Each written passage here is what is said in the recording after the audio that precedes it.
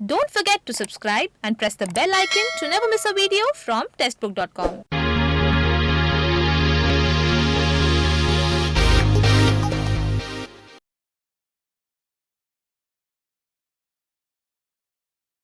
Hello, welcome to the official channel of Testbook dot com. तो history पढ़ रहे थे और अभी हम मॉडर्न इंडिया स्टार्ट करने जा रहे हैं। मॉडर्न इंडिया की अगर हम बात करें तो जो हमारा आधुनिक भारत है, आधुनिक भारत का इतिहास स्वतंत्रता के लिए लड़ते हुए गुजरा। कैसे? देखिए, सबसे पहले हम स्टार्ट करेंगे 1857। 1857 का जो रिवोल्ट होता है कि 1857 का जो रिवोल्ट था, इस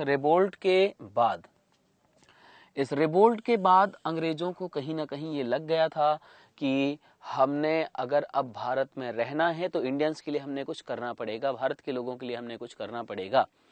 तो उन्होंने तरह तरह के इंप्रूवमेंट लाए, बहुत सारे यहाँ पर इम्प्लीमेंटेशंस किए।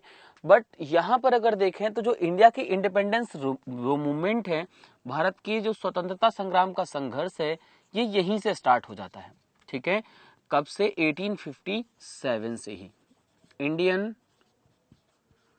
Struggle for independence, Indian struggle for independence, Bharat के स्वतंत्रता संग्राम का संघर्ष। अब अगर हम इंडिया के इंडिपेंडेंस स्ट्रगल को देखें तो इंडियन स्ट्रगल इंडिपेंडेंस, ये तीन पर्टिकुलर पार्ट में क्या किया जाता है?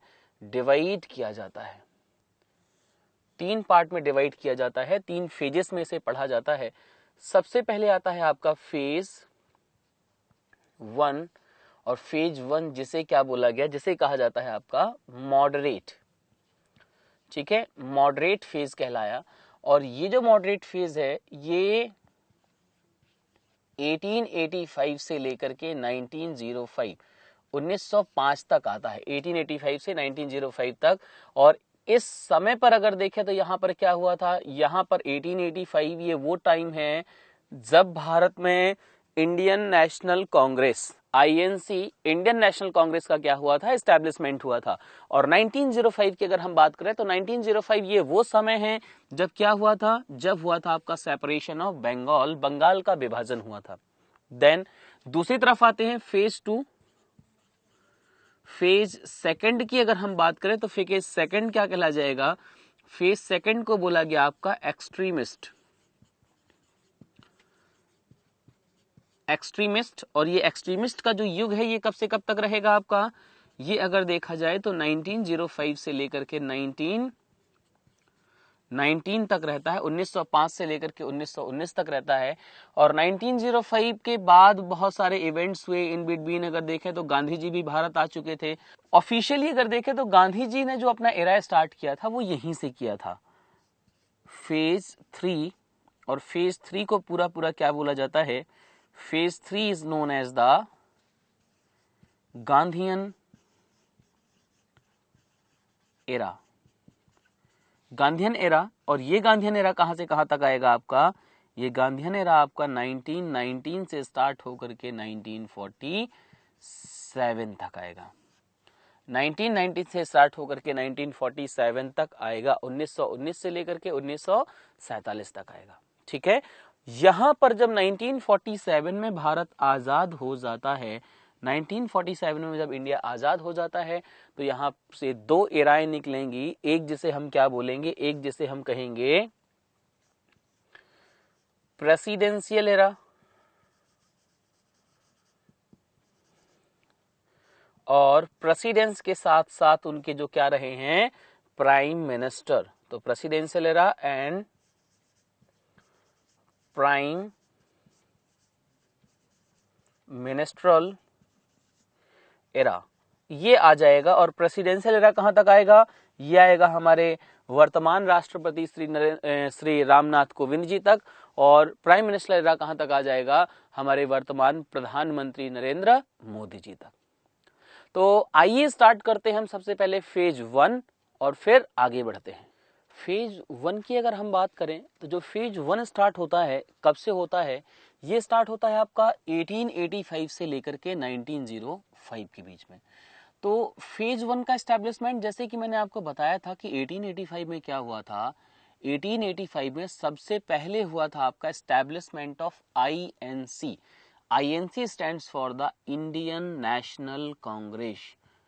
इंडियन नेशनल कांग्रेस का जब एस्टैब्लिशमेंट होता है तो यहां से अगर देखा जाए तो हमारे देश में आजादी की लड़ाई को आगे बढ़ाया जाता है। इस इंडियन नेशनल कांग्रेस के फाउंडर कौन थे? इंडियन नेशनल कांग्रेस को फाउंड किया था एलन ऑक्टेवियन ह्यूम, या जिन्हें बोला गया ए.ओ. ह्यूम कहा गया। ए.ओ. ह्यूम के द्वारा इस कांग्रेस को क्या किया गया था? एस्टेबल किया गया था, बनाया गया था।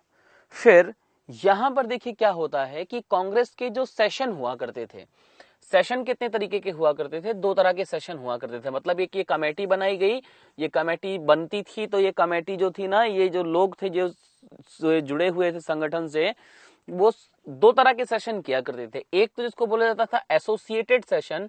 एसोसिएटेड सेशन कब हुआ करता था आपका? वंस इन अ ईयर, साल में एक बार। और कब? 27 से लेकर के 31 दिसंबर तक, 27 से लेकर के 31 दिसंबर तक हुआ करता था। और दूसरा हुआ करता था स्पेशल सेशन, जो कभी भी एनी टाइम जब रिक्वायरमेंट हुआ करती थी तो उसे स्पेशल सेशन को क्या कर लिया जाता था? बुला लिया जाता था। आगे आते हैं, देखिए यहां पर क्या था, सबसे पहले अगर हम देखें तो जो फर्स्ट सेशन था कांग्रेस का वो कब हुआ आपका? 1885 में होता है। और 1885 में जो ये फर्स्ट सेशन हुआ था ये कहां पर हुआ था आपका? ये हुआ था बॉम्बे में। याद रखिएगा, ये जो सेशन था पहले कहां पर होने वाला था? ये सेशन पहले पुणे में होने वाला था, बट वहां पर प्लेग फैल जाने की वजह से क्या किया गया था? इसको रीशेड्यूल करके बॉम्बे ले आए थे। और बॉम्बे में कहां पर हुआ था? बॉम्बे में गोकुलदास तेजपाल संस्कृत स्कूल जो था, गोकुलदास तेजपाल संस्कृत स्कूल के पास जो ग्वालियर टैंक मैदान है, ग्वालियर टैंक मैदान में पहला यहां पर सेशन हुआ था। और इसके प्रेसिडेंट कौन थे? First president of Indian National Congress was W.C. Banerjee. ये पहले प्रेसिडेंट थे। याद रखिएगा, एग्जाम में क्वेश्चन कई बार पूछा गया है फर्स्ट प्रेसिडेंट के बारे में। अब देखिए ये जो सेशन हुआ था, इस सेशन में टोटल कितने? इस सेशन में ओनली 72 मेंबर्स ने क्या किया था? पार्टिसिपेट किया था। और ये जो 72 मेंबर्स ने यहाँ पर पार्टिसिपेट किया था, तो इसमें अगर देखें तो मैक्सिमम कौन थे? मैक्सिमम लोग यहाँ पर पत्रकार थे, न्यूज से रिलेटेड थे। इस समय की अगर बात करें तो भारत में वाइसराय, देखिए बच्चों आपने एक चीज सुनी होगी कि भाई जनरल पहले आते थे कौन? जनरल, देन गवर्नर जनरल, और फिर आ जाते हैं कौन? वाइसराय। तो यहां पर अगर हम बात करें वाइसराय की तो देखिए 1857 में जब रेवोल्यूशन हुआ था तो आफ्टर द रेवोल्यूशन भारत का जो सत्ता था, भारत की सत्ता ईस्ट इंडिया कंपनी के हाथों से ट्रांसफर कहां पर हो गई थी? ब्रिटिश गवर्नमेंट के हाथों पर ट्रांसफर हो गई थी। ईस्ट इंडिया कंपनी से जब वो ब्रिटिश गवर्नमेंट में ट्रांसफर हो जाती है तो उन्होंने सबसे पहले क्या बनाए थे? उन्होंने सबसे पहले गवर्नर जनरल के पद को खत्म करके वाइसराय का पद क्या किया था? बनाया था। मतलब जो पहले गवर्नर जनरल हुआ करते थे अब वो इंग्लैंड की महारानी के क्या कहलाएंगे? वाइसराय कहलाएंगे। आफ्टर 1857 भी देखो कई जगह पर हमें गवर्नर जनरल मिला है लिखा हुआ, कई जगह पर जब हमें गवर्नर जनरल लिखा हुआ मिला है तो ये क्या था कि जब ये कोई एडमिनिस्ट्रेटिव वर्क किया करते थे, मतलब एडमिनिस्ट्रेशन से रिलेटेड जब ये कोई काम कर रहे होते थे तो ये खुद को क्या कहा करते थे? तो ये खुद को कहा करते थे गवर्नर जनरल। और जब ये किसी भी भारत के प्रिंसली स्टेट के किंग से मिलने जाते थे तब ये खुद को क्या कहा करते थे? तब ये खुद को बोला करते थे आपका viceroy of the queen Victoria. Clear है?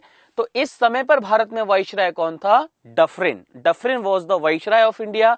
और ग्लैडस्टोन, ग्लैडस्टोन इस समय पर क्या थे? ग्लैडस्टोन इस समय पर ब्रिटिश के प्राइम मिनिस्टर थे।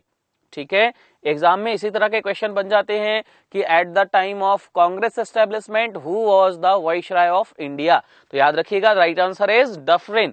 और who was the prime minister of Britain? The right answer is Gladstone. Clear है? यहां पर पहले कुछ फैक्ट जान लेते हैं। सबसे पहले देखिए 1912 में अगर जाने तो after the death of A O. Hume, Allan Octavian Hume की मौत के बाद उन्हें क्या किया गया? उन्हें अनाउंस किया गया father of INC, Indian National Congress का उन्हें फादर अनाउंस कर दिया गया, इंडियन नेशनल कांग्रेस का उन्हें फादर बना दिया गया। फिर जो मॉडरेट्स, मॉडरेट्स के जो लीडर थे दादा भाई नौरोजी, नरम दल के जो लीडर थे दादा भाई नौरोजी, उन्हें grand old man of India कहा गया। उन्हें क्या बोला गया आपका? Grand old man of India कहा गया। बच्चों ये भी क्वेश्चन कई बार एग्जाम में पूछा गया है, who is known as the grand old man of India. तो याद रखिएगा grand old man of India कौन कहलाए आपके? दादा भाई नौरोजी। अब देखिए यहां पर कांग्रेस से और कैसे क्वेश्चन पूछे गए हैं। सबसे पहले first Muslim president of Indian National Congress कौन थे? First Muslim president of Indian National Congress was Badruddin Tyabji. कौन थे यहां पर? बहरुद्दीन तैयब जी थे first Muslim president of Indian National Congress, जो मद्रास के एविएशन में 1887 में क्या बने थे? प्रेसिडेंट बने थे। First British president of Indian National Congress was George Yule. George Yule यहां पर क्या थे? फर्स्ट ब्रिटिश प्रेसिडेंट थे इंडियन नेशनल कांग्रेस के, और जिन्हें क्या पर? जिन्हें इलाहाबाद में 1888 के सेशन में क्या बनाया गया था? प्रेसिडेंट बनाया गया था। देन फर्स्ट फीमेल प्रेसिडेंट, पहली जो फीमेल प्रेसिडेंट थी, पहली जो महिला प्रेसिडेंट थी वो कौन थी? Any Besant. एनी बिसेंट जो 1917 में कलकत्ता के अधिवेशन में क्या बनी थी? वो प्रेसिडेंट बनी थी। क्लियर है? आगे आते हैं और हम कुछ इंपॉर्टेंट सेशंस के बारे में जानते हैं कांग्रेस के। जैसे कि अभी हमने फर्स्ट सेशन देखा, तो यहां पर जो नेक्स्ट आते हैं हम सेकंड सेशन। दूसरा जो सेशन है ये कहां पर हुआ था? दूसरा सेशन हुआ था आपका कोलकाता में हुआ था। और कब हुआ था? 1886 को हुआ था। 1886 में कलकत्ता में हुआ था। फिर यहां पर अगर हम प्रेसिडेंट की बात करें तो जो दूसरा सेशन था, दूसरे सेशन में प्रेसिडेंट कौन थे? दूसरे सेशन में प्रेसिडेंट थे दादा भाई नौरोजी। दादा भाई नौरोजी दूसरे सेशन में प्रेसिडेंट थे। और इनको अगर देखें तो इनके बारे में कुछ पॉइंट जान लेते हैं, बिकॉज कहीं ना कहीं ये इंपॉर्टेंट पर्सनालिटी में भी आ जाते हैं। सबसे पहले he was the last Zoroastrian president. ये पहले और आखिरी जोरास्ट्रियन प्रेसिडेंट थे। फिर ग्रैंड ओल्ड मैन भी इनको कहा गया। फादर ऑफ इंडियन नेशनलिज्म के नाम से भी इन्हें जाना जाता है। और हाउस ऑफ लॉर्ड्स के ये क्या थे? First Indian member. मतलब जो ब्रिटिश पार्लियामेंट था, ब्रिटिश पार्लियामेंट के ये फर्स्ट इंडियन मेंबर थे। और ईस्ट इंडिया एसोसिएशन लंदन में जो था, ईस्ट इंडिया एसोसिएशन के ये क्या थे? ईस्ट इंडिया एसोसिएशन के अगर देखें तो ये मेंबर भी रहे हैं। फिर साथ ही साथ अगर देखें तो ये जो बाल गंगाधर तिलक थे, बाल गंगाधर तिलक के क्या रहे हैं? बाल गंगाधर तिलक के रहे हैं ये पॉलिटिकल गुरु। देखो बच्चों, दादा भाई नौरोजी कहीं ना कहीं ये क्या है? ये हमारे देश की बहुत ज्यादा इंपॉर्टेंट लोगों, इंपॉर्टेंट पर्सनालिटीज के तौर पर जाने जाते हैं। इंपॉर्टेंट पर्सनालिटीज के उसमें आते हैं। फिर थर्ड सेशन की अगर हम बात करें, जो तीसरा सेशन था, तो ये कब हुआ था आपका? ये हुआ था 1887 में। और कहां पर हुआ था? ये हुआ था मद्रास में। 1887 में हुआ था मद्रास में। और बहरुद्दीन तैयब जी अगर देखें तो फर्स्ट मुस्लिम प्रेसिडेंट थे। और यहां पर देखो बहरुद्दीन तैयब जी इसके प्रेसिडेंट थे, और यही क्या है? आपके फर्स्ट मुस्लिम प्रेसिडेंट हैं। फिर इस सेशन में क्या हुआ था? इन द सेशन बाल गंगाधर तिलक गेव द टाइटल और द स्लोगन बी कांग्रेसी। इस सेशन में बाल गंगाधर तिलक के द्वारा क्या दिया गया था? एक स्लोगन दिया गया था। उस स्लोगन को क्या बोला गया? उस स्लोगन को बोला गया बी कांग्रेसी, कि कांग्रेसी बनिए। ठीक है, बी कांग्रेसी का स्लोगन दिया गया था। आगे आते हैं और जानते हैं हम फोर्थ सेशन के बारे में, जो हुआ था आपका 1888 में। कहां पर हुआ था ये हुआ था इलाहाबाद में। और जॉर्ज यूले इस फोर्थ सेशन के क्या थे? प्रेसिडेंट थे। और फर्स्ट ब्रिटिश प्रेसिडेंट भी जॉर्ज यूले ही थे। टोटल अगर देखें तो टोटल 4 ब्रिटिश प्रेसिडेंट हुए हैं इंडियन नेशनल कांग्रेस के। और जो टोटल 4 ब्रिटिश प्रेसिडेंट हुए हैं इंडियन नेशनल कांग्रेस के, तो उनमें कौन कौन से थे? विलियम वेदरबर्न, जो बॉम्बे 1889 में, और इलाहाबाद 1910 में क्या थी? ये चेयरमैन थे, प्रेसिडेंट थे। देन एल्फ्रेड वेव, जो मद्रास 1894 में चेयरमैन प्रेसिडेंट थे। एंड हेनरी कॉटन, जो बॉम्बे 1904 में क्या थे? इसके प्रेसिडेंट थे। देन हम आते हैं कहां पर? आगे फिफ्थ सेशन की ओर। जो फिफ्थ सेशन था ये कब हुआ था आपका, ये हुआ था 1889 में। कहां पर हुआ था, ये हुआ था मुंबई में। और विलियम बेदरवर्ग यहां पर क्या थे, ब्रिटिश प्रेसिडेंट थे। यहां पर देखो पहले ब्रिटिश प्रेसिडेंट कौन थे, जॉर्ज यूलेट। टोटल कितने रहे, 4, 1, 2, 3 एंड 4। तो यहां पर अगर देखें तो पहली बार किसी महिला के द्वारा क्या किया गया था, पार्टिसिपेट किया गया था कांग्रेस के सेशन में। इसके बाद अगर हम छठवें सेशन की बात करते हैं जो 1890 में हुआ था, कहां पर, कलकत्ता में।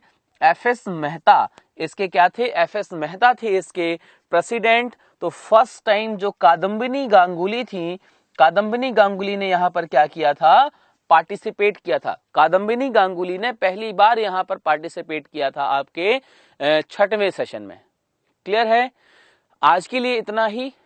कुछ और सेशंस और कुछ और इंपॉर्टेंट बातें हम जानेंगे इंडियन नेशनल कांग्रेस के बारे में और सेपरेशन ऑफ बंगाल के बारे में अगली क्लास में। SSC CGL is one of the most sought after exams offering highly reputed government jobs. But do you know that there are only 9,000 vacancies and more than 35 lakh applicants? But with the right guidance and right strategy, you can secure selection. Therefore, Textbook Select brings to you SSC CGL Live Coaching Batch 5, where you will get interactive live classes, thousands of practice questions, handy and brief PDF notes. Learn from India's best faculty who will help you in clearing your fundamentals and guide you from preparation to selection. Join now. Hello students, welcome to the official channel of Testbook dot com. और जैसा कि हम previous class में पढ़ रहे थे Indian National Congress के बारे में, तो हमने उसकी स्टार्टिंग कैसे बना था वो, और कुछ सेशंस के बारे में और कुछ फैक्ट्स के बारे में जाना था। आइए आज हम जानते हैं उसके कुछ और सेशंस के बारे में। सबसे पहले यहाँ पर हम जो इम्पोर्टेंट अधिवेशन है, जो इम्पोर्टेंट सेशंस है, उनके बारे में जानते हैं। तो यहाँ पर आ जाएगा 12वां अधिवेशन। 1896 में कलकत्ता में कांग्रेस का 12th अधिवेशन हुआ था, 12वां अधिवेशन हुआ था। प्रेसिडेंट थे यहाँ पर कौन, रहमतुल्लाह सयानी। तो इस अधिवेशन में क्या किया गया था, पहली बार हमारा जो राष्ट्रीय गीत है वंदे मातरम को गाया गया था। फिर जो 21वां अधिवेशन था जो कहां पर होता है आपका, वाराणसी में 1905 में। वाराणसी में 1905 में जो 21वां अधिवेशन हुआ तो उसके प्रेसिडेंट कौन थे, गोपाल कृष्ण गोखले। गोपाल कृष्ण गोखले थे। अब देखिए 1905 ये वो टाइम है जब भारत में क्या हो चुका था, जब भारत में हुआ था डिवीजन ऑफ बंगाल या सेपरेशन ऑफ बंगाल। बंगाल का विभाजन हो चुका था लॉर्ड कर्जन के द्वारा। लॉर्ड कर्जन ने बंगाल का विभाजन कर दिया था। तो इस बंगाल के विभाजन को इस अधिवेशन में क्या किया गया, अपोज किया गया। इसके प्रेसिडेंट गोपाल कृष्ण गोखले जी थे। इन्होंने और जितने भी मेंबर थे सबने बंगाल के विभाजन को, जिसको कर्जन पॉलिसी कहा गया, उसका अपोज किया था। और यहीं से क्या किया गया था, एक्सेप्ट किया गया था स्वदेशी मूवमेंट को, और स्वदेशी मूवमेंट को यहां से शुरू करने की बात की गई थी। आगे आते हैं हम 22वें अधिवेशन की तरफ जो हुआ था कलकत्ता में 1906। दादा भाई नौरोजी यहां पर क्या थे, दादा भाई नौरोजी थे यहां पर प्रेसिडेंट। जो कलकत्ता में 22वां अधिवेशन हुआ था तो यहां पर स्वराज, देखिए ये जो वर्ड है स्वराज, अगर हम इसकी बात करें तो ये वर्ड सबसे पहली बार दयानंद सरस्वती जी के द्वारा क्या किया गया था, यूज किया गया था। मतलब ये जो स्वराज शब्द है, स्वराज शब्द सर्वप्रथम दयानंद सरस्वती जी के द्वारा प्रयोग किया गया था। तो उस वर्ड को यहाँ पर जो 22वां अधिवेशन था कांग्रेस का, वहां पर दादा भाई नौरोजी के द्वारा क्या किया गया था, एक्सेप्ट किया गया था। स्वराज का मतलब क्या था, यहाँ पर ये लोग इस चीज पर अड़िग हो गए थे कि अब हमें अपना राज्य चाहिए। स्वराज मतलब खुद का राज्य चाहिए। आगे आते हैं 1907, 1907 में अगर हम 23वें अधिवेशन जो सूरत में हुआ था इसकी बात करें तो 23वें अधिवेशन के प्रेसिडेंट कौन थे, 23वें अधिवेशन के प्रेसिडेंट थे रास बिहारी घोष। तो यहां पर क्या होता है कि जो 1907 में जो सूरत अधिवेशन हुआ था, जो सूरत डिवीजन हुआ था, तो ये हुआ क्यों था। यहां पर दो तरह के लोग थे। एक नरम दल जो नॉर्मली इनको क्या करके, जो नॉर्मली इनको अपोज करके, इनके अगेंस्ट थोड़े बहुत वो जुलूस वगैरह निकाल करके देश को स्वतंत्र करना चाह रहे थे, जबकि गरम दल जो क्रांतिकारी गतिविधियां या आतंकवादी गतिविधियां टाइप की करना चाह रहे थे, तो वो गरम दल थे। अब इन दोनों के बीच में जो प्रेसिडेंट थे उनको लेकर के क्या हो जाता है, मतभेद हो जाता है।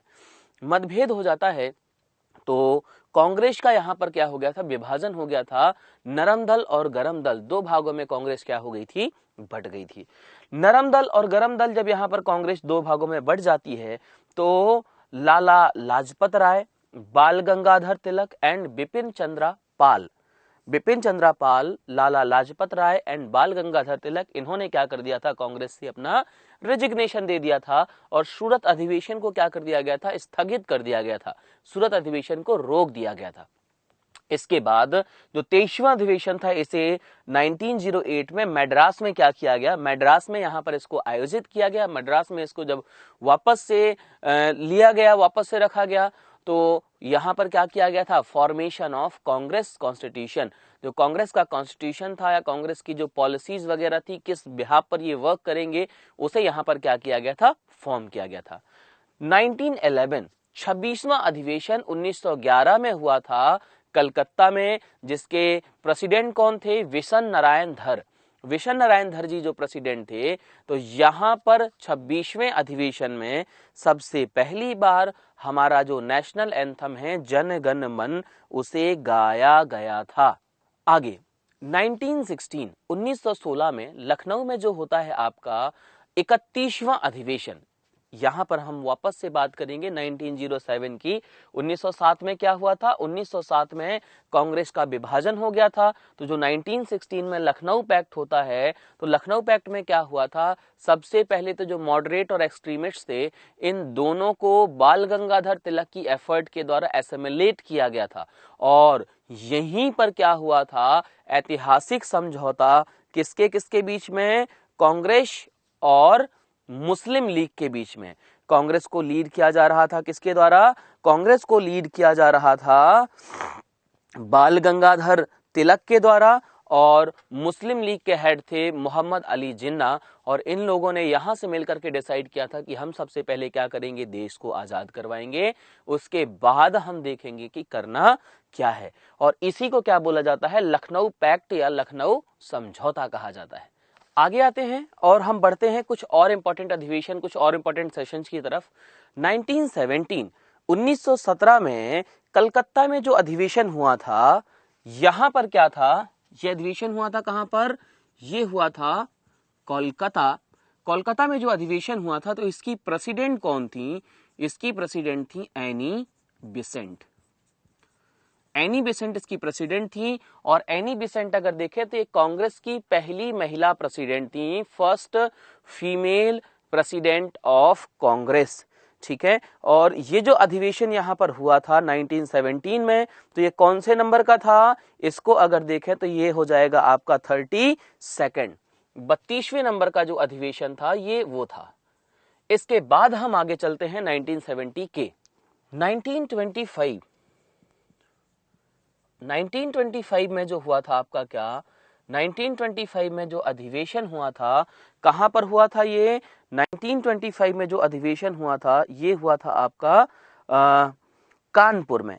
कानपुर में जब 1925 में अधिवेशन होता है, इसकी प्रेसिडेंट थी सरोजनी नायडू।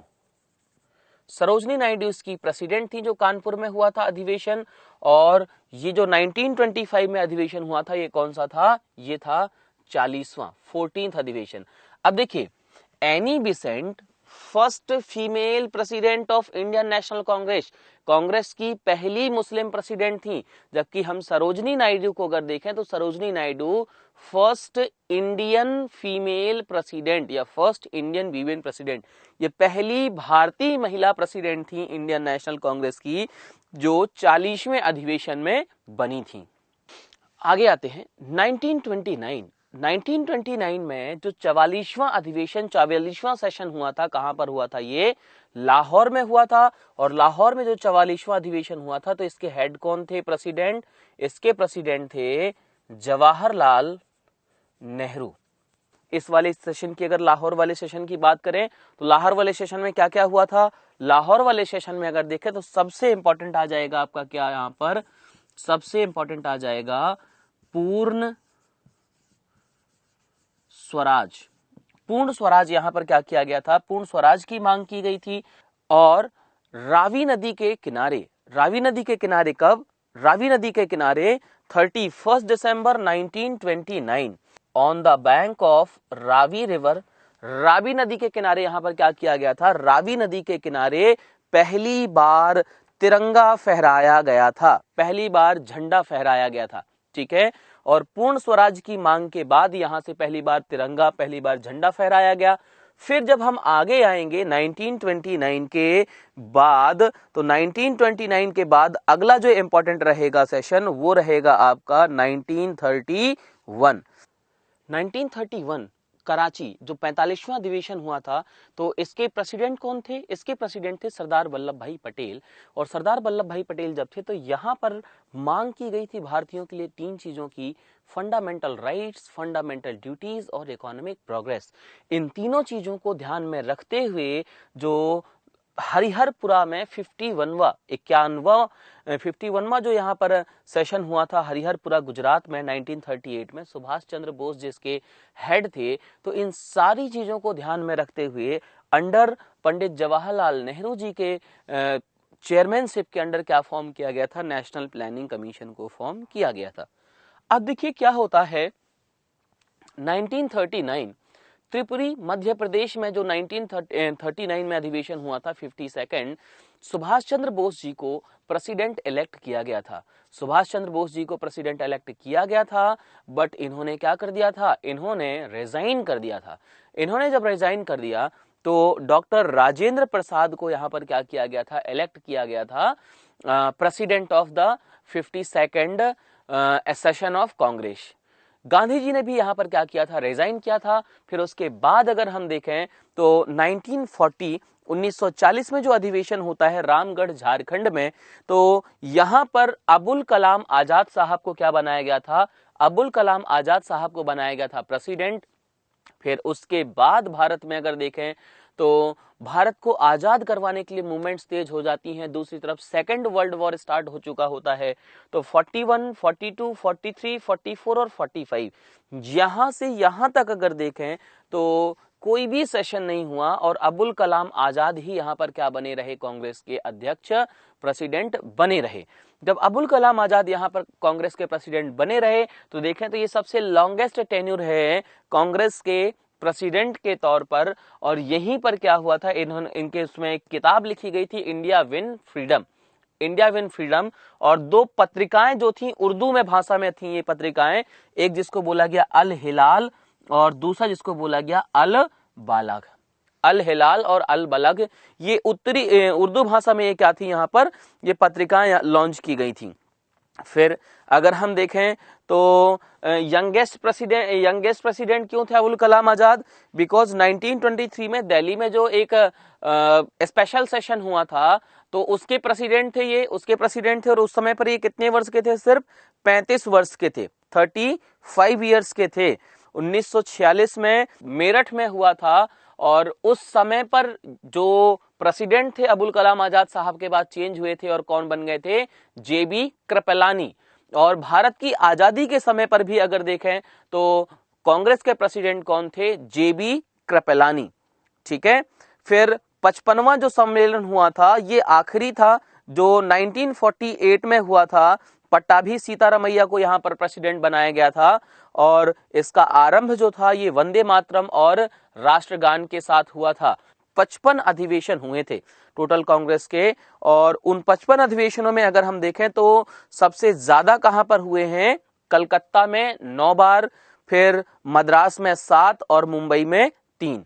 ठीक है, तो ये थे इंपॉर्टेंट सेशन ऑफ कांग्रेस। इसके बाद अगली क्लास में हम मिलेंगे और जानेंगे सेपरेशन ऑफ बंगाल के लिए। आज के लिए इतना ही। SSC CGL is one of the most sought after exams offering highly reputed government jobs. But do you know that there are only 9,000 vacancies and more than 35 lakh applicants? But with the right guidance and right strategy, you can secure selection. Therefore, Textbook Select brings to you SSC CGL Life Coaching Batch 5, where you will get interactive live classes, thousands of practice questions, handy and brief PDF notes. Learn from India's best faculty who will help you in clearing your fundamentals and guide you from preparation to selection. Join now. Hello all, welcome to the official channel Testbook dot com. और previous lecture में हमने पढ़ा था कांग्रेस के जो important sessions थे उनके बारे में हमने जाना था। आगे आते हैं।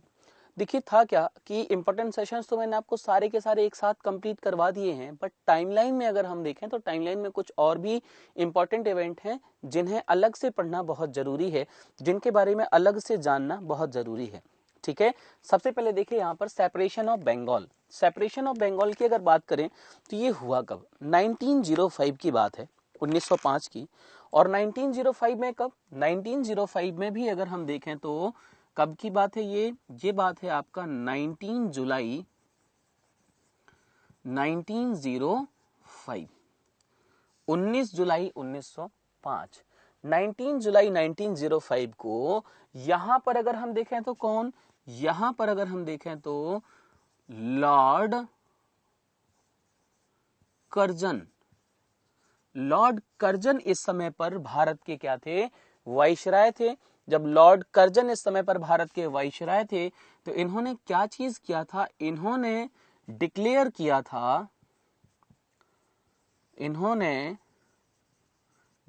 किया था बंगाल के विभाजन का। ठीक है, इन्होंने डिक्लेयर किया था कि बंगाल का विभाजन होगा। और कब होगा? ये विद इफेक्ट फ्रॉम, ये कब से अफेक्टेड होगा बंगाल का विभाजन? तो सेपरेशन ऑफ बंगाल आपका जो अफेक्टेड होगा ये होगा 16 अक्टूबर 1905। 16 अक्टूबर 1905 से ये क्या हो जाएगा? आपका अफेक्टेड हो जाएगा। और जब इन्होंने सेपरेशन ऑफ बंगाल का अनाउंसमेंट किया तो इससे पूरे भारत देश में एक बार फिर से अंग्रेजों के विरोध में स्वर उठने लग जाते हैं। और इन्होंने जो बंगाल के विभाजन को यहाँ पर दो पार्ट मतलब डिक्लेयर किया था तो क्या कहा था? इन्होंने कहा था कि भाई 16 अक्टूबर 1905 से जो आपका बंगाल है, ये बंगाल दो पार्ट में डिवाइड कर दिया जाएगा। कौन से दो पार्ट जिनमें डिवाइड कर दिया जाएगा? एक जिसे कहेंगे क्या? एक जिसे कहेंगे ईस्ट बंगाल,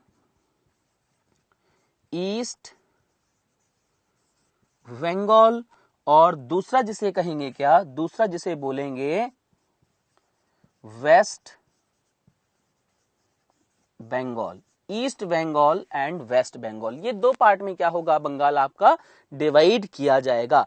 ईस्ट बंगाल और वेस्ट बंगाल की अगर बात करें तो जो ईस्ट बंगाल है, ईस्ट बंगाल का कैपिटल क्या होगा? ईस्ट बंगाल का कैपिटल होगा ढाका। ईस्ट बंगाल का कैपिटल होगा ढाका। और वेस्ट बंगाल का कैपिटल क्या रहेगा? वेस्ट बंगाल का कैपिटल रहेगा कलकत्ता। वेस्ट बंगाल के कैपिटल को कहा गया कलकत्ता। ठीक है, अब यहां पर जब इनको डिवाइड कर दिया गया ईस्ट और वेस्ट बंगाल्स में, तो इसमें अगर देखें तो पूर्वी बंगाल में क्या चीज शामिल था? पूर्वी बंगाल में शामिल किया गया था ईस्टर्न बंगाल में आसाम को। ईस्टर्न बंगाल में आसाम को शामिल किया गया था। और यहां पर lieutenant Bloomfield Fuller, East Bengal में लेफ्टिनेंट ब्लूमफील्ड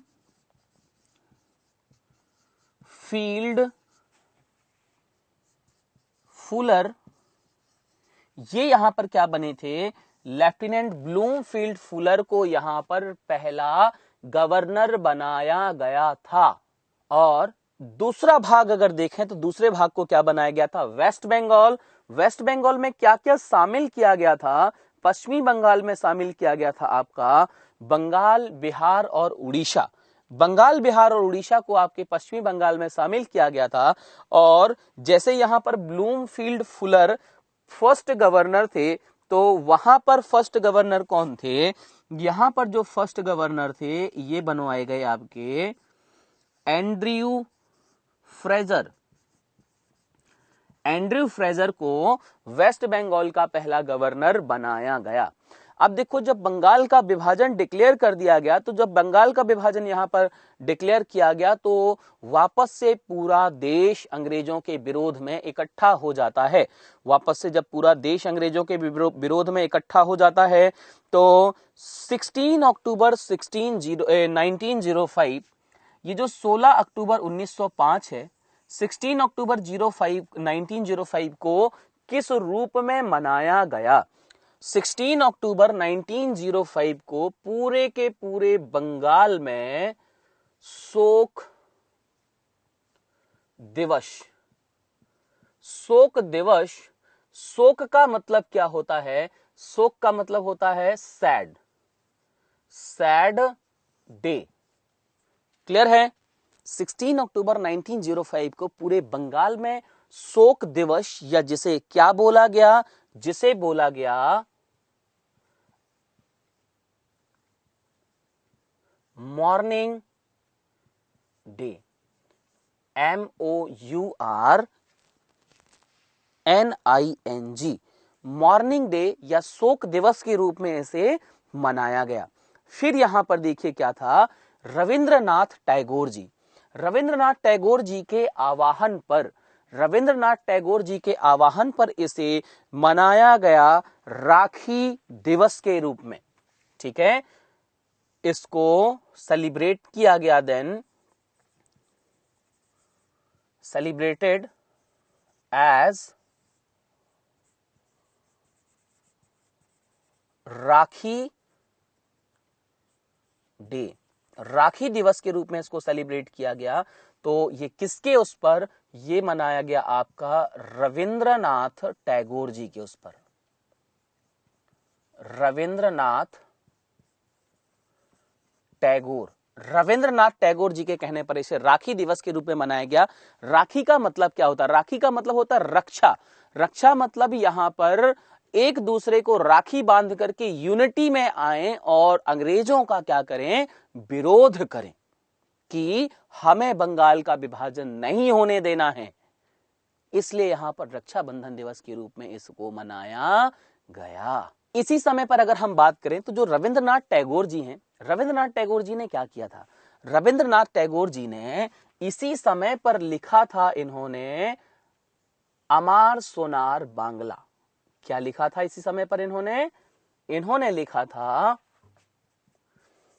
अमार सोनार बांग्ला। अमार सोनार बांग्ला इनके द्वारा इसी टाइम पर क्या किया गया था? लिखा गया था। और ये जो अमार सोनार बांग्ला है, ये क्या है? ये बांग्लादेश का राष्ट्रगान है। ठीक है, अमार सोनार बांग्ला जो इसी समय पर लिखा गया था, अमार सोनार बांग्ला आज बांग्लादेश का राष्ट्रगान है। अब देखिए बांग्लादेश है क्या? वेस्टर्न के बाद अगर हम यहाँ पर जैसे ईस्टर्न रीजन को अगर देखें तो ईस्टर्न रीजन को, या वेस्टर्न रीजन जो था तो वेस्ट बंगाल, तो वेस्ट बंगाल ही है। ईस्टर्न रीजन को कहीं ना कहीं किस उसमें मनाया जाता है? आपका पूरा का पूरा जो बांग्लादेश वाला एरिया है वो कहला गया क्या? आपका ईस्ट बंगाल। ठीक है, विभाजन को अपोज करने के लिए जो इफेक्ट था वो क्या हुआ? मतलब यहां पर बंगाल विभाजन के विरोध में क्या चीज चलाया गया था? आपका यहां पर दो तरह की मूवमेंट्स को स्टार्ट किया गया था। बंगाल विभाजन के अपोज में, बंगाल विभाजन को अपोज करने के लिए क्या शुरू किया गया था? बंगाल विभाजन को अपोज करने के लिए शुरू किया गया था बायकॉट एंड स्वदेशी मूवमेंट। बायकॉट एंड स्वदेशी मूवमेंट को यहां पर क्या किया गया था? स्टार्ट किया गया था बंगाल विभाजन को अपोज करने के लिए। और बायकॉट एंड स्वदेशी मूवमेंट जो यहां पर स्टार्ट हुआ था, इसमें क्या किया गया? इस बायकॉट में अंग्रेजों का बायकॉट किया गया और हमारे देश में जो बनी हुई चीजें थी जिन्हें स्वदेशी कहा गया, उन्हें क्या किया गया? यूज करने के लिए लोगों को इंस्पायर किया गया, लोगों को प्रेरित किया गया। स्वदेशी आंदोलन के प्रचार प्रसार के लिए अश्वनी कुमार दत्ता, ये जो था इसको प्रचार करने के लिए, एक्सपांड करने के लिए, एडवर्टाइज करने के लिए अश्वनी कुमार दत्ता ने क्या किया था? अश्वनी कुमार दत्ता ने यहां पर क्या किया था कि एक समिति बनाई थी, एक कमेटी बनाई थी। उस कमेटी को क्या कहा गया? इन्होंने एक कमेटी बनाई थी, और ये जो कमेटी थी, ये कमेटी क्या कहलाती है आपका? कमेटी को बोला गया स्वदेशी बांधव समिति। स्वदेशी बांधव समिति, स्वदेशी बांधव समिति क्या किया गया? यहां पर उसको कहा गया। ठीक है, स्वदेशी बांधव समिति को इनके द्वारा शुरू किया गया था। फिर यहीं पर अगर देखा जाए तो 15 अगस्त 1906, मतलब इसके बाद जब हम आगे आएंगे तो मिलेगा हमें 15 अगस्त 1906।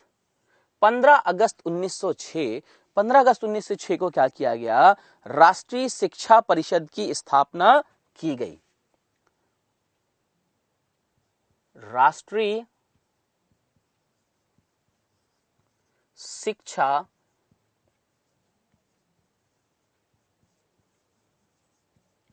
परिषद, राष्ट्रीय शिक्षा परिषद की यहां पर क्या की गई? स्थापना की गई। और जब राष्ट्रीय शिक्षा परिषद की यहां पर स्थापना करने के बाद प्रफुल्ल कुमार राय जी के द्वारा बंगाल केमिकल स्वदेशी स्टोर खोला गया था। यहां पर प्रफुल्ल कुमार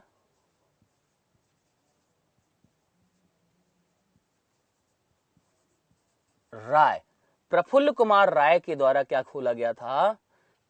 बंगाल केमिकल स्वदेशी स्टोर खोला था। स्वदेशी स्टोर ओपन किया। क्लियर है? जब देखो भारत में क्या होता है, भारत में जब बंगाल का विभाजन हुआ था तो इसका विरोध पूरे के पूरे देश में किया गया।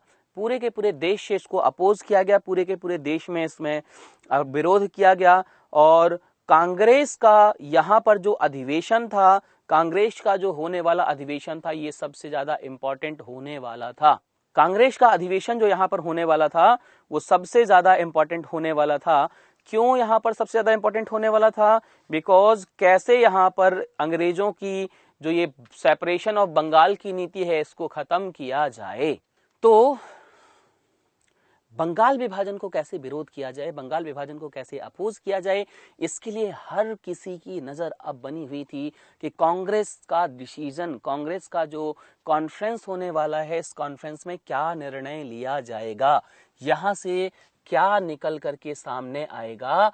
बट अगर हम यहीं पर देखें 1907, कांग्रेस से लोगों की उम्मीदें कुछ और थीं और हुआ कुछ और। 1907 में कांग्रेस का जो अधिवेशन सेशन हुआ था, ये कहां पर हुआ था? कांग्रेस का जो अधिवेशन सेशन हुआ था, ये हुआ था कहां पर? सूरत में। सूरत में जो 1907 में कांग्रेस का अधिवेशन हुआ था, इसे अगर देखें तो ये 23वां अधिवेशन था। मैंने आपको बताया ही था। तो जो 23वां अधिवेशन था ये सबसे इंपॉर्टेंट होने वाला था। बट यहां से क्या हो जाता है? सूरत अधिवेशन से हो जाता है आपका डिसोल्यूशन ऑफ कांग्रेस का विघटन हो जाता है। इंडियन नेशनल कांग्रेस का विघटन होने लग जाता है, बटने लग जाती है। ये बटना शुरू क्यों हुआ? यहां पर नरम दल और गरम दल, दो तरह के लोग थे। एक जो अंग्रेजों को सिर्फ अपोज करना चाह रहे थे, एक जो कुछ क्रांतिकारी गतिविधियां करना चाह रहे थे। तो उसके बिहाफ पर इन्हें नरम दल और गरम दल में क्या किया गया? बांटा गया। तो नरम दल के लोग चाहते थे कि रास बिहारी घोष को यहां पर क्या किया जाए? सूरत अधिवेशन का प्रेसिडेंट बनाया जाए।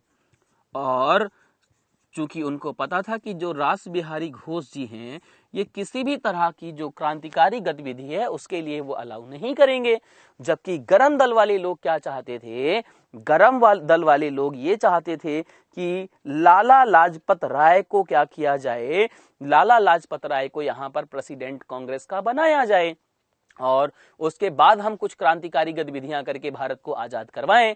तो यहां पर इनके बीच में बहस हो जाती है और जब इनके बीच में बहुत ज्यादा बहस हो जाती है तो अल्टीमेटली सूरत अधिवेशन में रास बिहारी घोष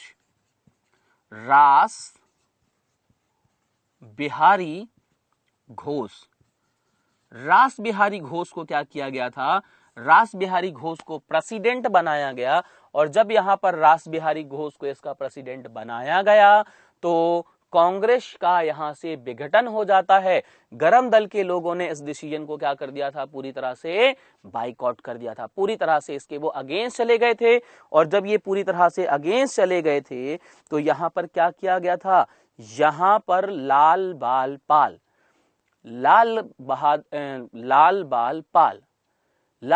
पाल के द्वारा क्या कर दिया गया था, रिजाइन कर दिया गया था। लाल मतलब लाला लाजपत राय, बाल मतलब बाल गंगाधर तिलक और पाल मतलब बिपिन चंद्र पाल। इन तीनों ने यहां पर क्या कर दिया था, रिजाइन कर दिया था और कांग्रेस यहां पर दो भागों में क्या हो गई थी, बट गई थी। तो ये कहानी थी बंगाल के विभाजन और कांग्रेस का जो विघटन हुआ था उसकी। अब देखिए बंगाल के विभाजन और कांग्रेस के विघटन के बाद अगर हम देखें तो यहां पर क्या हुआ था, यहां पर जो कांग्रेस का विघटन होता है तो कांग्रेस के विघटन से ऑल इंडिया मुस्लिम लीग का जन्म हुआ था। और ऑल इंडिया मुस्लिम लीग के बारे में जानेंगे हम अगली क्लास में। और ऑल इंडिया मुस्लिम लीग के बाद आगे क्या क्या हुआ भारत की स्वतंत्रता की राह में, वो सारे इंसिडेंट हम डिस्कस करेंगे नेक्स्ट क्लास में। इस क्लास के में सिर्फ इतना ही, मिलते हैं अगली क्लास में। Thank you and all the best. SSC CGL is one of the most sought after exams offering highly reputed government jobs. But do you know that there are only 9,000 vacancies and more than 35 lakh applicants? But with the right guidance and right strategy, you can secure selection. Therefore, Textbook Select brings to you SSC CGL Live Coaching Batch 5, where you will get interactive live classes, thousands of practice questions, handy and brief PDF notes. Learn from India's best faculty who will help you in clearing your fundamentals and guide you from preparation to selection. Join now. Hello all, welcome to the official channel of textbook.com. और जैसा कि हमने previous class में पढ़ा था किसके बारे में, प्रीवियस क्लास में हमने जाना था सेपरेशन ऑफ बंगाल विभाजन के बारे में हमने पढ़ा था। तो आज हम क्या जानते हैं, आज हम देखते हैं कि कैसे मुस्लिम लीग बनी और कैसे कैसे यहाँ पर बाकी की सारी इवेंट्स होती हैं। ठीक है, सबसे पहले अगर हम देखें यहाँ पर मुस्लिम लीग, तो मुस्लिम लीग को जब हम यहाँ पर जानेंगे तो क्या था कि भाई मुस्लिम लीग को बनाया किसके द्वारा गया। एक पॉलिटिकल पार्टी थी जिसको फाउंड किया गया था किसके द्वारा, आगा खां। मुस्लिम लीग ये एक पॉलिटिकल पार्टी थी और ये जो पॉलिटिकल पार्टी थी, इस पॉलिटिकल पार्टी को किसके द्वारा फाउंड किया गया था, founded by Aga Khan, founded by Aga Khan. Aga Khan के द्वारा इस पार्टी को क्या किया गया था, फाउंड किया गया था। ठीक है, फिर आगा खां ने बस यहां पर फाउंड नहीं किया था, आगा खां के साथ साथ और भी लोग थे, जैसे नवाब सलीमुल्लाह, नवाब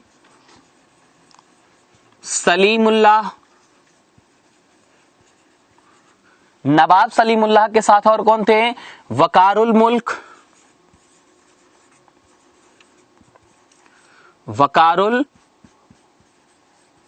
मुल्क, ये तीनों यहां पर थे। इन तीनों के साथ साथ एक और पर्सन मोइन उल मुल्क,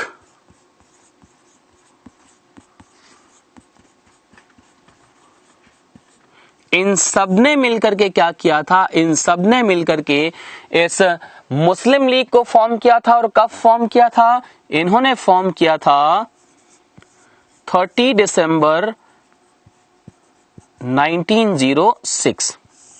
30 दिसंबर 1906 को इनके द्वारा क्या किया गया था, फॉर्म किया गया था। बंगाल विभाजन की घोषणा के बाद 3 अक्टूबर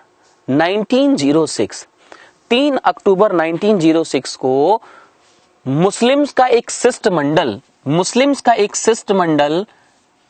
उस समय पर भारत के वाइसराय रहे मार्ले मिंटो से मिलने जाता है।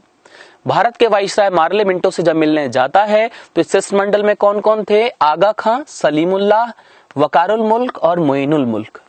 ये पूरा का पूरा शिष्टमंडल था जो मार्ले मिंटो से मिलने के लिए गया था। और मार्ले मिंटो से कहां पर मिले थे, ये मार्ले मिंटो से मिले थे ये शिमला में।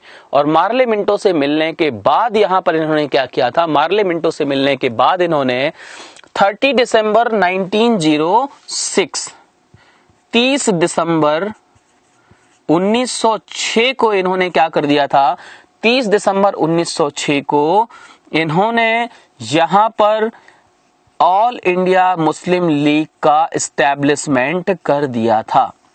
मतलब मार्ले मिंटो से मिलने के बाद इन्होंने क्या किया, मार्ले मिंटो से मिलने के बाद इन्होंने ऑल इंडिया मुस्लिम लीग को बनाया।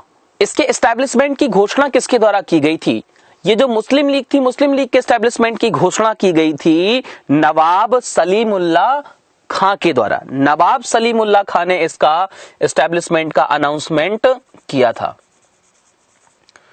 अनाउंस किया गया था नवाब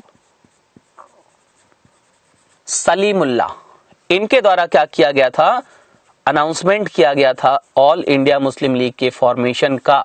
ऑल इंडिया मुस्लिम लीग के फॉर्मेशन का नवाब सलीमुल्लाह के द्वारा यहां पर क्या कर दिया गया, सलीमुल्लाह के द्वारा यहां पर घोषणा कर दिया गया। और कहां पर इनके नेतृत्व में ये जो घोषणा की गई थी, ये की गई थी ढाका से। ढाका से इनके द्वारा क्या की गई थी, घोषणा ये की गई थी कि ऑल इंडिया मुस्लिम लीग को क्या किया जाएगा, बनाया जाएगा। इसके फर्स्ट प्रेसिडेंट कौन थे, इसके जो फर्स्ट प्रेसिडेंट थे वो थे वकारुल मुल्क। वकारुल मुल्क को यहां पर इसका फर्स्ट प्रेसिडेंट बनाया गया था। ठीक है, और ये भी क्या थे, ये नवाब थे। और इनका पूरा नाम अगर देखें तो क्या था, वकारुल मुल्क मुश्ताक हुसैन। वकारुल मुल्क मुश्ताक हुसैन, ये था इनका पूरा का पूरा नाम। आगे आते हैं 1908 में इस ऑल इंडिया मुस्लिम लीग की क्या की गई थी, ऑल इंडिया मुस्लिम लीग की एक बैठक आयोजित की गई थी। कहां पर हुई थी ये, अमृतसर में। अमृतसर में यहां पर क्या हुई थी, अमृतसर में इस ऑल इंडिया मुस्लिम लीग का, all India Muslim league AIML का क्या हुआ था, एक सेशन हुआ था। तो ये जो ऑल इंडिया मुस्लिम लीग का यहां पर सेशन हुआ था अमृतसर में, इस सेशन में अगर देखें तो इस सेशन के जो अध्यक्ष थे वो कौन थे, इस सेशन के अध्यक्ष या प्रेसिडेंट थे सर सैयद इमाम। प्रेसिडेंट, इसके प्रेसिडेंट कौन थे, इसके प्रेसिडेंट थे सर सैयद इमाम। सैयद इमाम यहां पर क्या थे, इसके प्रेसिडेंट थे। और जब सैयद इमाम साहब यहां पर इसके प्रेसिडेंट थे तो यहां से क्या किया गया था, यहां से मुसलमानों के लिए अगर अलग से एक निर्वाचक मंडल की मांग की गई थी। इन्होंने क्या डिमांड किया था, demand for the separate electoral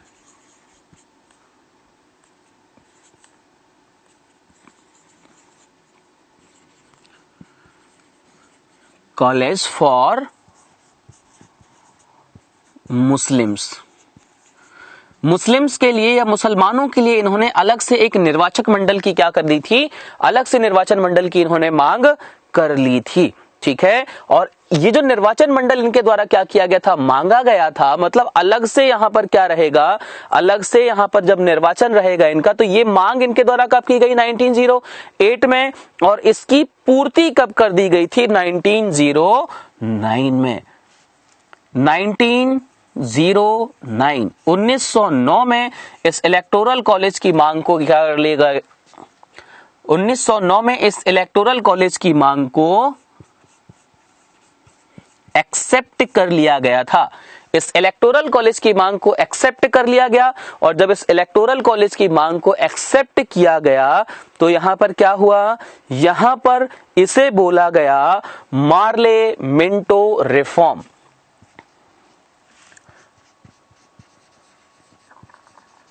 Morley Minto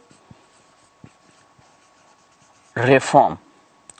अब देखिए हो क्या रहा था, अगर हम यहां पर थोड़ा सा बात करें तो जब बंगाल का विभाजन हुआ था, सेपरेशन ऑफ बंगाल, तो पूरा भारत एक तरह से अंग्रेजों के अगेंस्ट हो गया था।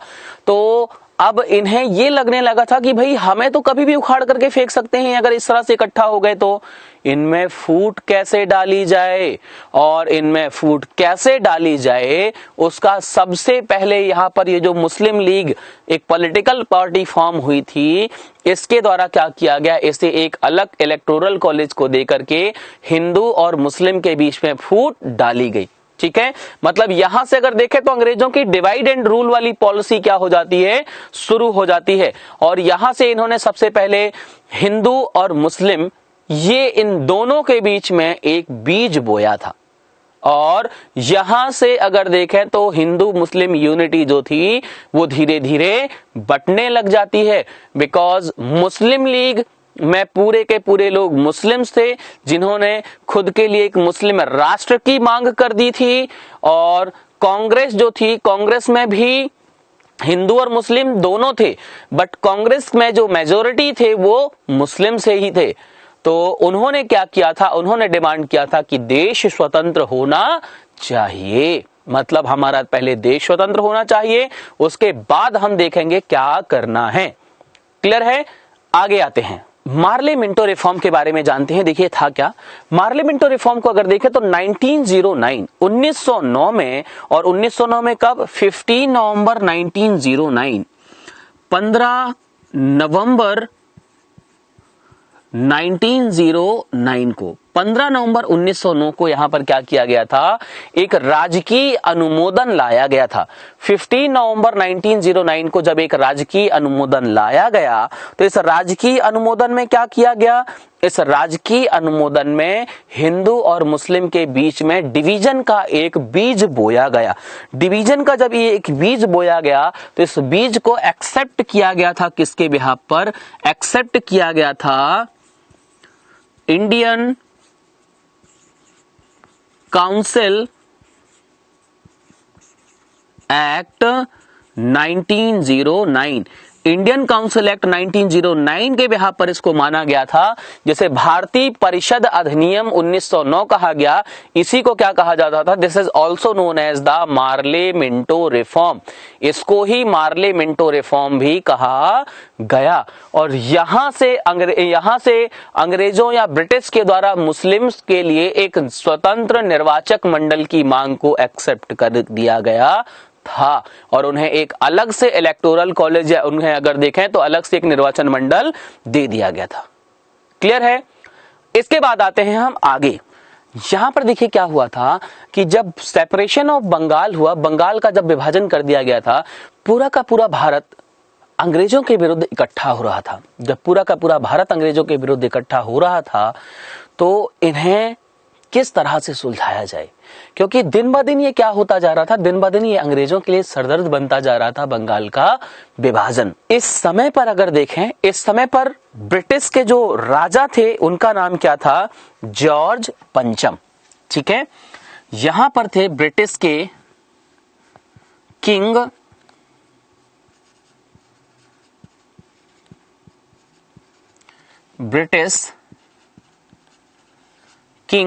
ब्रिटिश किंग जिनका नाम क्या था, जिनका नाम था जॉर्ज पंचम। जॉर्ज पंचम था जिनका नाम। तो ब्रिटिश किंग जो जॉर्ज पंचम थे, उन जॉर्ज पंचम को अगर हम देखें तो यहां पर क्या था, जॉर्ज पंचम को अगर हम यहां पर देखें तो जॉर्ज पंचम और इनकी जो क्वीन थी विलियम मैरी।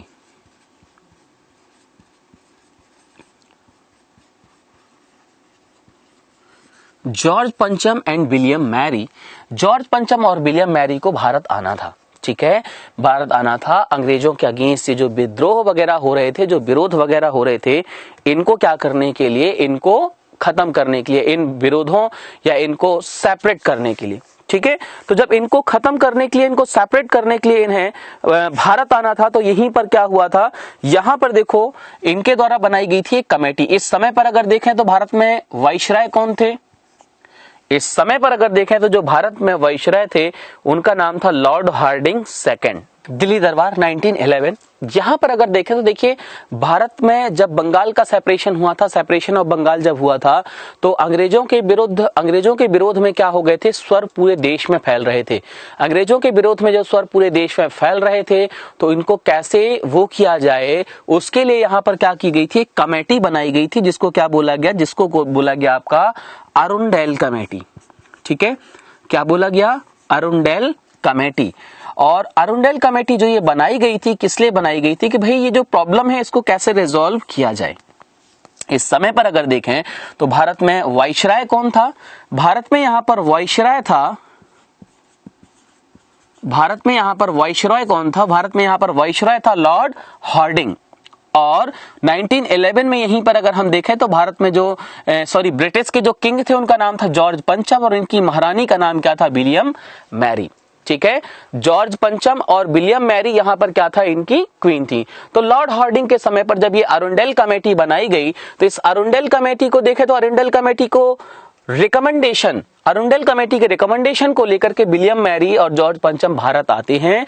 तो इनके स्वागत में क्या किया गया था, इनके स्वागत में सजाया गया था दिल्ली दरबार।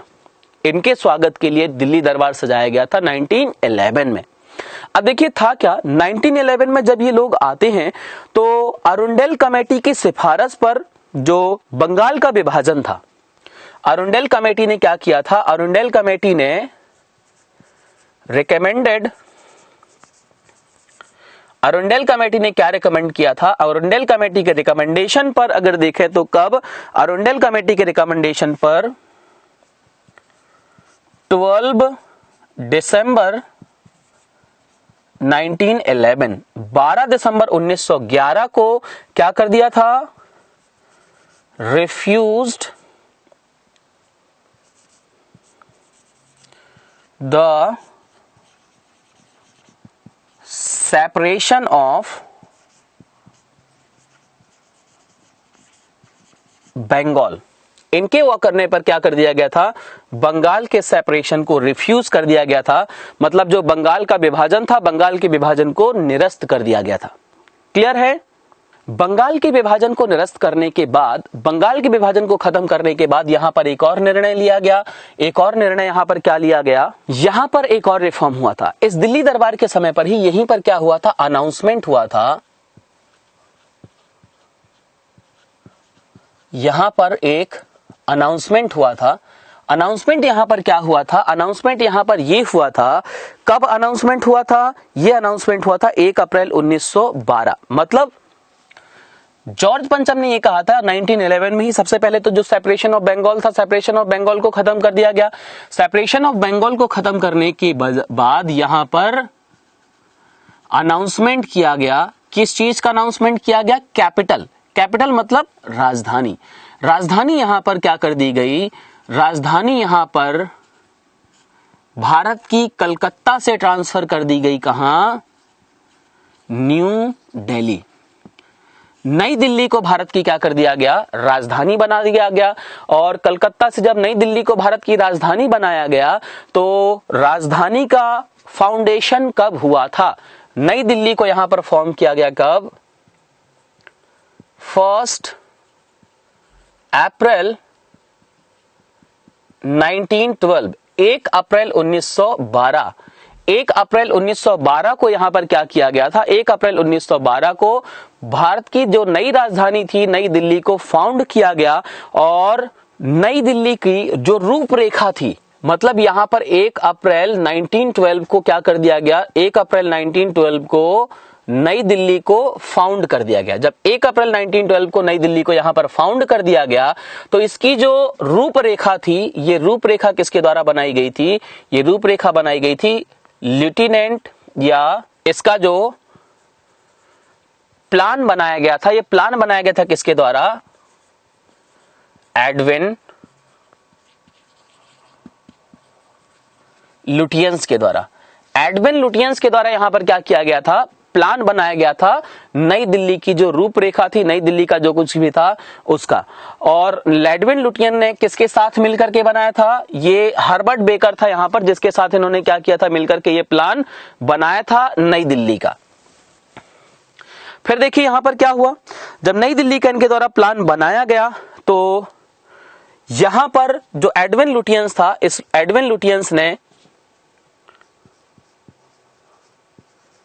न्यू दिल्ली मतलब जहां पर क्या चीज बना हुआ है, न्यू दिल्ली जहां पर बना हुआ है आपका वायसराय बिल्डिंग, जिसे आज हम किस नाम से जानते हैं, जिसे आज हम जानते हैं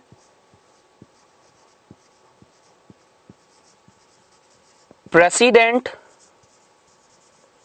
हाउस के नाम से, वायसराय बिल्डिंग। और उसके बाद यहां पर दूसरा अगर देखें तो India gate,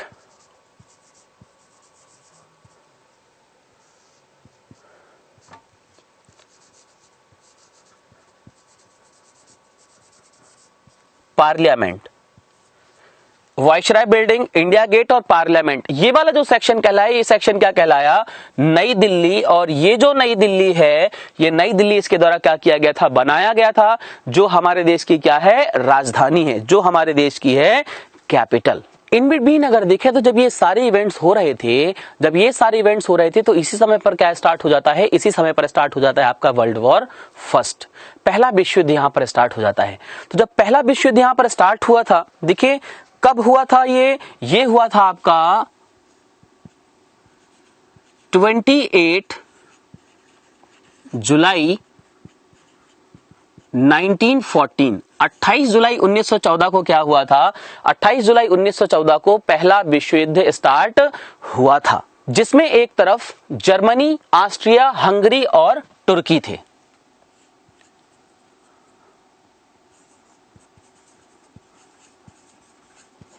Germany, Austria, Hungary and Turkey थे। तो वहीं दूसरी तरफ अगर देखें तो फ्रांस, रसिया, जापान,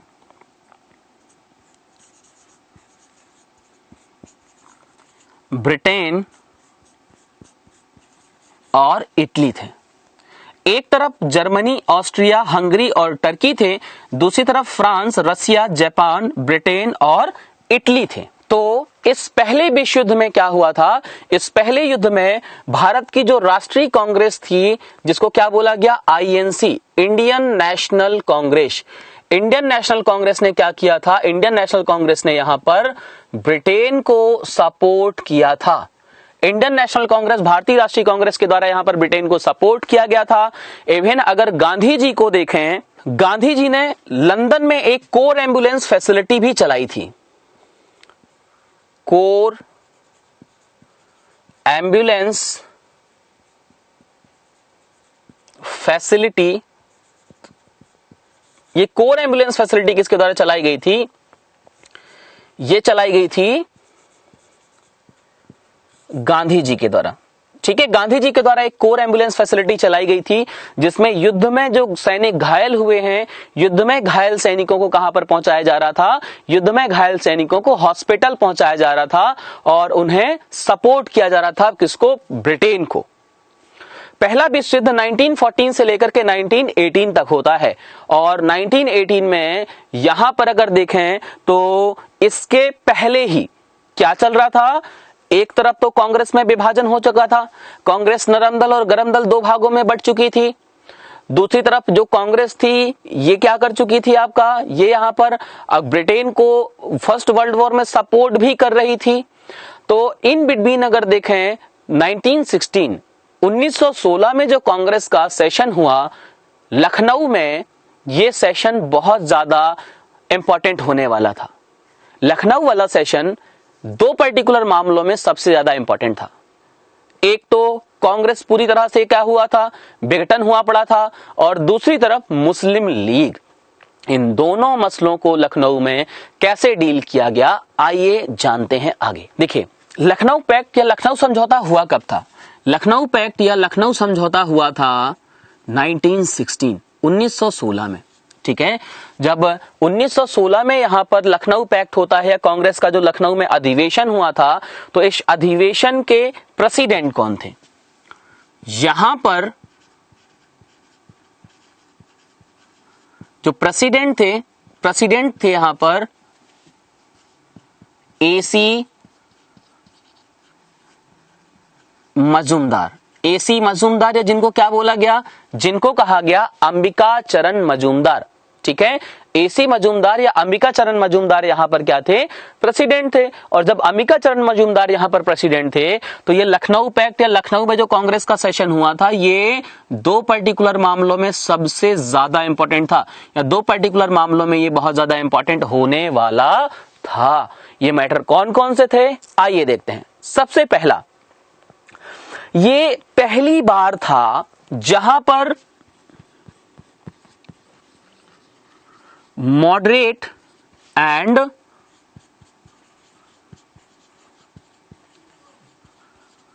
एक्सट्रीमिस्ट, मॉडरेट और एक्सट्रीमिस्ट को अगर हम देखें तो जो मॉडरेट और एक्सट्रीमिस्ट थे यहां पर क्या हुए थे, इस पैक्ट में मिले थे।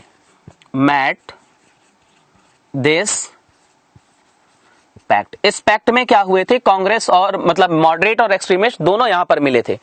और दूसरी तरफ अगर देखें तो दूसरी तरफ यहां पर क्या हुआ था, कांग्रेस और मुस्लिम लीग ये दोनों भी पहली बार एक कॉमन प्लेटफॉर्म में मिली थी। कांग्रेस एंड मुस्लिम लीग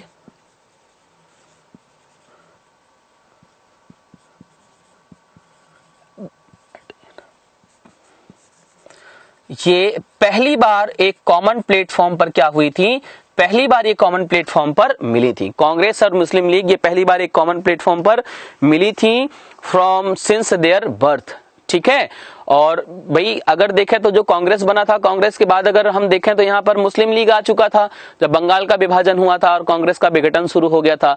तो मुस्लिम लीग के बनने के बाद यहां पर ये पहली बार सिंगल प्लेटफॉर्म पर क्या हो रहे थे, पहली बार ये सिंगल प्लेटफॉर्म पर आपका मिल रहे थे। यहां पर देखिए ये जो दो पर्टिकुलर इंपॉर्टेंट पॉइंट थे, मतलब जो आपका इंडियन नेशनल कांग्रेस था, इंडियन नेशनल कांग्रेस में यहां पर एक्सट्रीमिस्ट जो गरमपंथी दल के लोग थे, गरमपंथी दल के लोगों को यहां पर क्या दिया गया था, प्रवेश दिया गया था। गरमपंथी दल के लोगों को पहली चीज तो यहां पर प्रवेश दिया गया, और दूसरा अगर हम देखें तो क्या हुआ था, दूसरा कांग्रेस और मुस्लिम लीग पहली बार एक सिंगल प्लेटफॉर्म पर मिली थी और जिसके प्रेसिडेंट यहां पर क्या थे, मोहम्मद अली जिन्ना थे।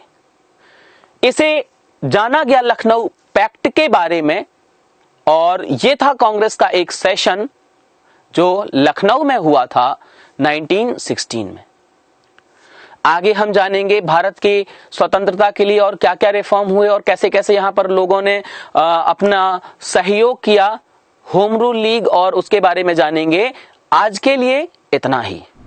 SSC CGL is one of the most sought after exams offering highly reputed government jobs. But do you know that there are only 9,000 vacancies and more than 35 lakh applicants? But with the right guidance and right strategy, you can secure selection. Therefore, Textbook Select brings to you SSC CGL Live Coaching Batch 5, where you will get interactive live classes, thousands of practice questions, handy and brief PDF notes. Learn from India's best faculty who will help you in clearing your fundamentals and guide you from preparation to selection. Join now